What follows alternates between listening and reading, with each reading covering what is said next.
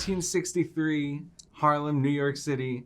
Now, I know that you were just a little boy at that time, but is there anything that you tapped into from like your youth living in New York that helped with this character? Oh yeah, I mean just the whole Italian American vibe.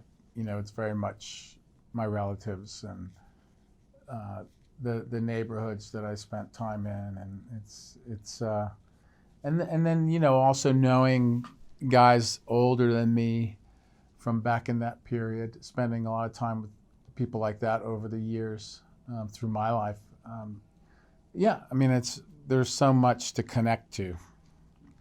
And Nigel, I believe you're a little bit younger, but Yeah. were they, 19, right? 19 now? something like that. Can't you tell?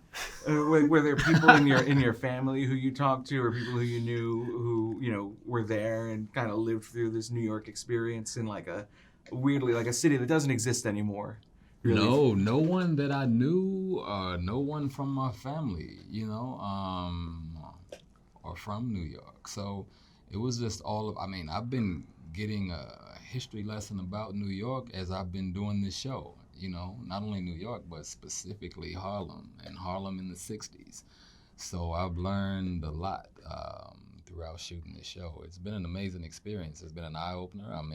Bumpy Johnson was also someone else that I've learned a lot about. Had no real knowledge about Bumpy Johnson. Definitely didn't have a lot of knowledge about the relationship between Bumpy Johnson and Malcolm X. I don't think, most people did.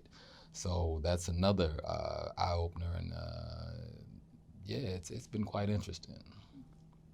And can you talk a little bit about maybe some of the things that you learned about the culture, the pop culture of the era, and something that maybe you were too young to understand at the time, but you're kind of getting a new reflection on working on this show? The pop culture? Yeah.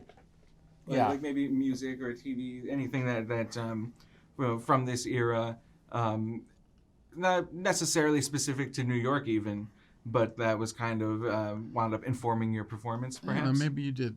I didn't. I mean, my character doesn't really spend a lot of time in the culture. You don't know nothing about the pop culture? No. No, there's no culture in my character. You want to? Oh man, pop culture. I don't know, man. Yeah. You know what I mean? But I'm there on Godfather of Harlem to embody as much as I can with Malcolm X. Malcolm X, really, I don't think he gave a damn about pop culture. You know what I mean? So it was there were larger things at stake, as far as that was concerned, and so. That's pretty much where my mind is when I'm at work, you know what I mean? And I think that's where Malcolm's mind was when he was at work.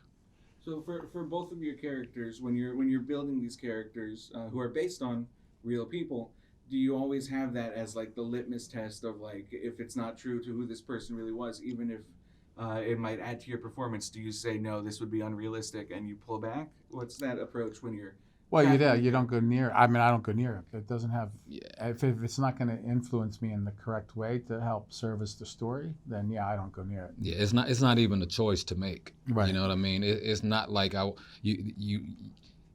wouldn't be wise to branch off and just start doing things that Malcolm wouldn't do, or saying things that he wouldn't say, or being a way that he wouldn't be. Yeah. You know what I mean? And you realize it all the time. A lot of times on sets, people try to bring in, like the art department or this department or that department might try to bring in things, and you're like, whoa, that doesn't work, and you just cut it off. Like you're like, okay, that's not going to help, the cool thing about what we do for a living is that it's a collaborative business and a collaborative, you're always in this collaborative setting. So you figure things out on the way. And so a lot of times you're saying, no, that doesn't help me at all.